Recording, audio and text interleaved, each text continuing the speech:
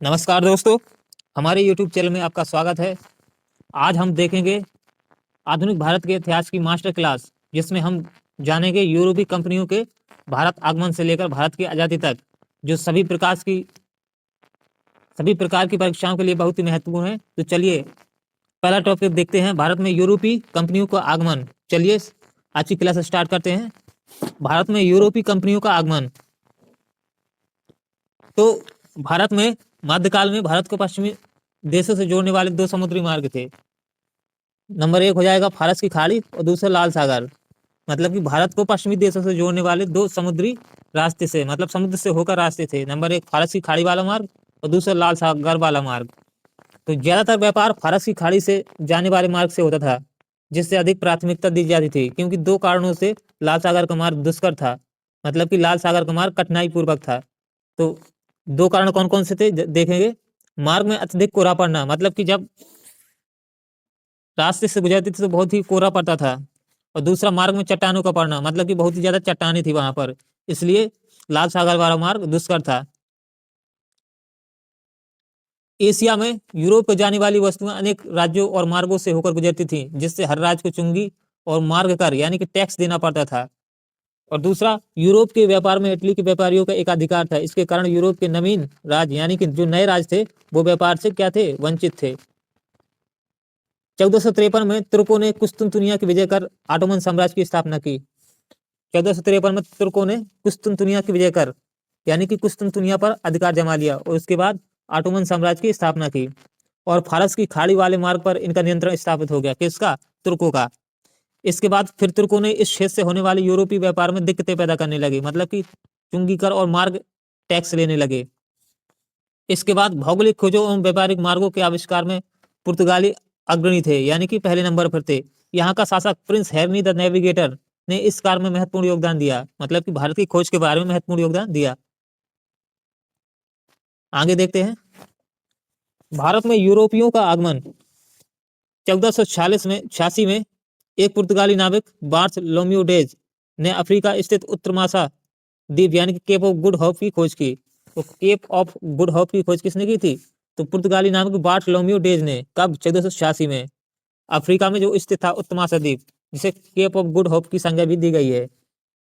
इसके बाद 1492 में स्पेन की सहायता से कोलंबस नामक एक नाविक भारत की खोज के लिए अटलांटिक महासागर में जोखिम से भरी यात्रा शुरू की। यानी कि कोलंबस 1492 में भारत की खोज के लिए अटलांटिक महासागर से होते हुए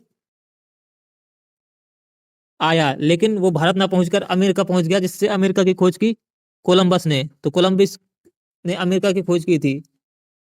आगे देखते हैं, भारत में यूरोपियों का आगमन। तो भारत में सबसे पहले पुर्तगाली आए। भारत में सबसे पहले कौन आए? पुर्तगाली। कब? 1498 में। इसके बाद डच आए 1605 में, और फिर ब्रिटिश यानी कि 1600 ईस्वी में ब्रिटिश आए, और डेनिश 1616 ईस्वी में आए, फ्रांसीसी 1667 में आए, और स्वीडिश 1731 में। यानी कि सबसे पहले कौन? पुर्तगाली, फिर डच 1605 में, ब्रिटिश 1600 में, डेनिश 1616 ईस्वी में, फ्रांसीसी 1667 में, और स्वीडिश 1731 में। आगे देखते हैं, पुर्तगालियों का आगमन। पुर्तगाल द्वारा यूरोप और भारत के बीच सीधे समुद्री मार्ग खोजने में आर्थिक एवं धार्मिक कारण सक्रिय थे। यानी कि पुर्तगाल द्वारा यूरोप और भारत के बीच सीधे समुद्री मार्ग खोजने में आर्थिक और धार्मिक दोनों कारण थे। आर्थिक कारण में व्यापार करना और धार्मिक कारण में एशिया में ईसाई धर्म का प्रचार करना था। मतलब कि आर्थिक कारणों में आ जाएगा व्यापार करना, और धार्मिक कारण का उद्देश्य था एशिया में ईसाई धर्म का प्रचार करना। पुर्तगालियों का ये उद्देश्य था। इसके बाद सर्वप्रथम 1498 ईस्वी में वास्को डी गामा भारत में कालीकट बंदरगाह यानी कि केरल पहुंचा, जो केरल में मालाबार तट के रूप में जाना जाता है। वहां पर 1498 वास्को डी गामा पहुंचा। इसके बाद यहाँ पहले से बसे हुए अरबी व्यापारियों द्वारा वैमनस्य का रवैया अपनाया, मतलब कि अरबी व्यापारियों ने वास्को डी गामा का विरोध किया, लेकिन कालीकट के राजा जमोरिन ने वास्को डी गामा का स्वागत किया और मसाले तथा जड़ी बूटी ले जाने की अनुमति प्रदान की। अगले आगे देखते हैं, 1500 ईस्वी में अल्वारेज केब्रल के नेतृत्व में पुर्तगालियों का दूसरा अभियान दल भारत आया। ये भी मसाले के उद्देश्य से भारत आए और मसाला लेकर पुर्तगाल पहुंचे। 1500 ईस्वी में अल्वारेज केब्रल के नेतृत्व में पुर्तगालियों का दूसरा दल भारत आया, और ये भी मसाले लेकर पुर्तगाल पहुंचे, जिससे इनको अधिक मुनाफा हुआ। 1502 ईस्वी में वास्को डी गामा पुनः भारत आया। इसके बाद 1502 ईस्वी में वास्को डी गामा पुनः भारत आया और इसी वर्ष इसने कोचीन में पुर्तगालियों की प्रथम फैक्ट्री स्थापित की। मतलब कि वास्को डी गामा ने कोचीन में पुर्तगालियों की प्रथम फैक्ट्री की स्थापना की, मतलब पहली फैक्ट्री स्थापित की पुर्तगालियों ने कोचीन यानी कि केरल में, अर्थात भारत में प्रथम पुर्तगाली बस्ती बसाई गई। इसके बाद 1505 ईस्वी में पुर्तगाली सरकार ने एक नई नीति अपनाई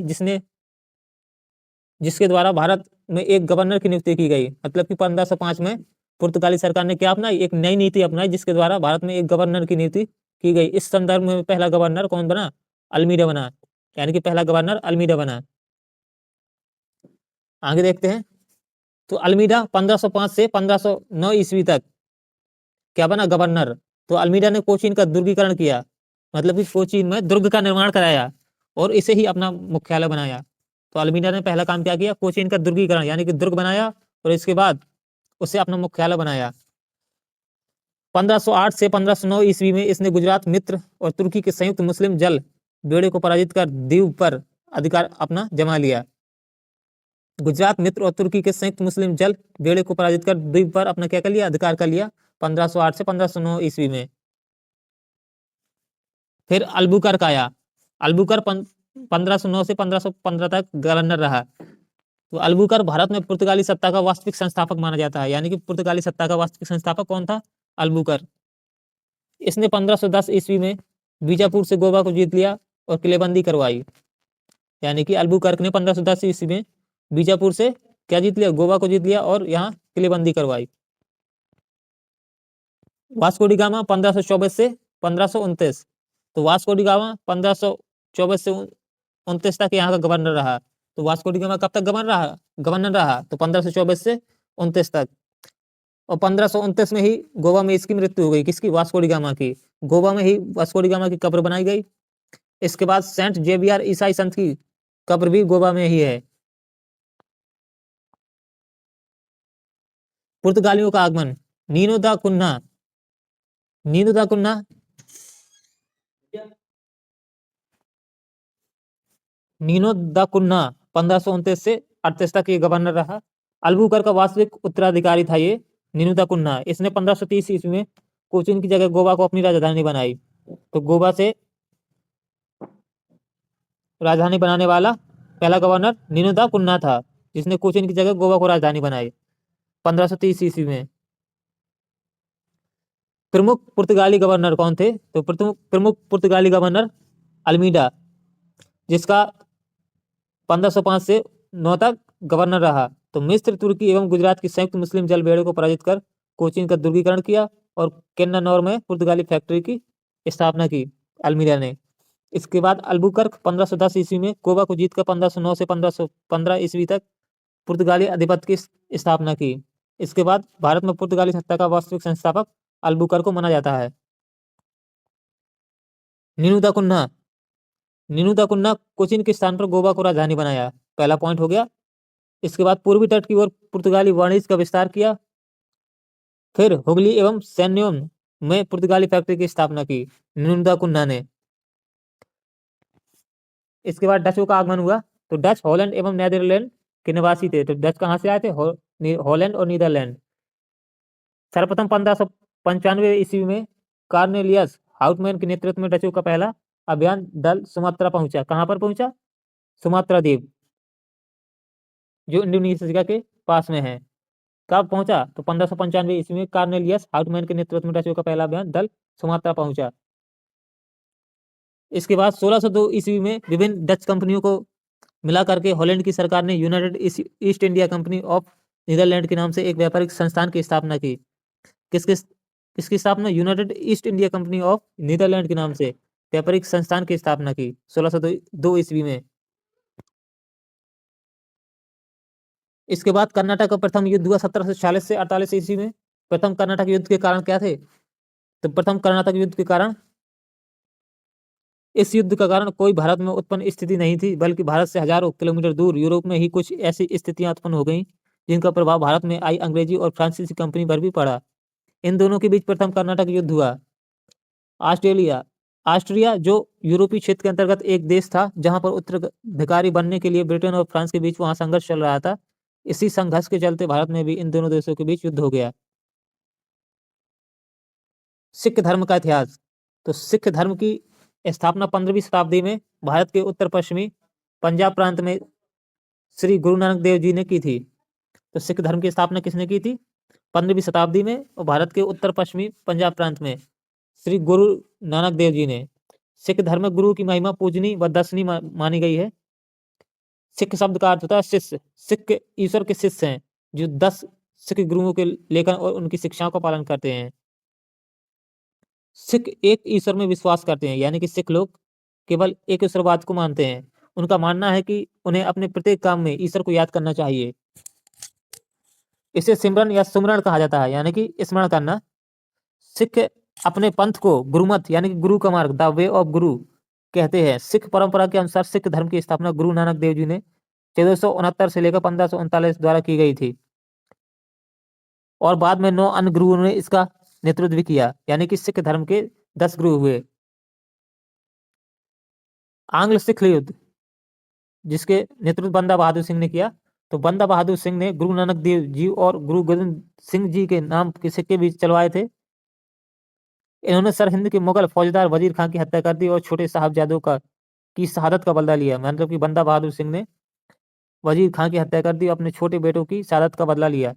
शहादरा कत्लगढ़ी के नाम से विख्यात, जहां बंदा बहादुर सिंह हजारों मुगल सैनिकों को मौत की घात उतार दिया था।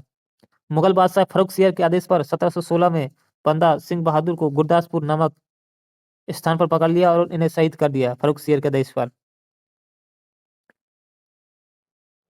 बंदा सिंह बहादुर की शहीदी के बाद सिख कई छोटे छोटे टुकड़ों में बढ़ गए। 1748 में कर्पूर सिंह की पहल पर सभी सिख टुकड़ियों का दल खालसा में विलय हुआ। बाद में दल खालसा को जस्सा सिंह अहलूवालिया के नेतृत्व में रखा गया, और प्रशासनिक दृष्टि से दल खालसा को 12 दलों में विभाजित कर दिया गया, जिसे मिसल कहा गया। भू राजस्व व्यवस्था क्या है? तो भू राजस्व व्यवस्था, तो 1757 का प्लासी युद्ध के बाद अंग्रेजों द्वारा भू राजस्व वसूल करना प्रारंभ किया गया, यानी कि भूमि से राजस्व यानी कि कर वसूलना ही भू राजस्व कहलाता है। तो सर्वप्रथम 1772 में वारेन हेस्टिंग्स ने बंगाल में द्वैत शासन समाप्त कर भू राजस्व वसूल करना शुरू किया। किसने? वारेन हेस्टिंग्स ने बंगाल में द्वैत शासन समाप्त कर भू राजस्व वसूल करना शुरू किया 1772 में। 1772 में वारेन हेस्टिंग्स ने पंचवर्षीय बंदोबस्त लागू किया, यानी कि पंचवर्षीय बंदोबस्त की स्थापना किसने की? वारेन हेस्टिंग्स ने, जिसके प्रत्येक क्षेत्र का राजस्व 5 साल के लिए निर्धारित किया गया, और 1777 में यह व्यवस्था समाप्त हो गई। 1777 में जब यह व्यवस्था समाप्त हुई तो इसकी जगह इसने एक वर्षीय बंदोबस्त लागू किया। इस व्यवस्था में प्रति भू राजस्व निर्धारित होता था, जो 1789 से लेकर 90 तक चला। स्थायी बंदोबस्त को लागू करने वाला, स्थायी बंदोबस्त को किसने लागू किया था? तो स्थायी बंदोबस्त को लॉर्ड कॉर्नवालिस ने लागू किया था 1793 में, जिससे बंगाल, बिहार और उड़ीसा की दीवानी प्राप्त हुई। उत्तर प्रदेश, बनारस और उत्तरी कर्नाटक में स्थायी बंदोबस्त लागू किया लॉर्ड कॉर्नवालिस ने 1793 में। ब्रिटिश सरकार को राजस्व देने की जिम्मेदारी जमींदारों की थी। समस्त भूमि का 19% लिया जाएगा स्थायी बंदोबस्त के तहत, और इसकी जिम्मेदारी ब्रिटिश सरकार ने किसे दी? उच्च वर्ग के जमींदारों को। नंबर 2 है रैयतवाड़ी बंदोबस्त। थॉमस रॉ और कर्नल रीड 1820 ने मुंबई, मद्रास, असम, पूर्वी बंगाल यानी कि बांग्लादेश में रैयतवाड़ी बंदोबस्त को लागू किया गया। ब्रिटिश सरकार ने इसकी जिम्मेदारी किसानों को दी, तो ये किसान समस्त भूमि का 51% राजस्व देंगे। नंबर 3 है महलवाड़ी बंदोबस्त को लागू करना किसने किया था? तो हॉल्ट मैकेंजी ने 1822 में। इसे उत्तर प्रदेश, मध्य प्रांत और पंजाब में लागू किया गया महलवाड़ी व्यवस्था को, जिससे भूमि पर गांव का अधिकार होगा और समस्त भूमि का 30% राजस्व लगेगा। 1857 की क्रांति या विद्रोह।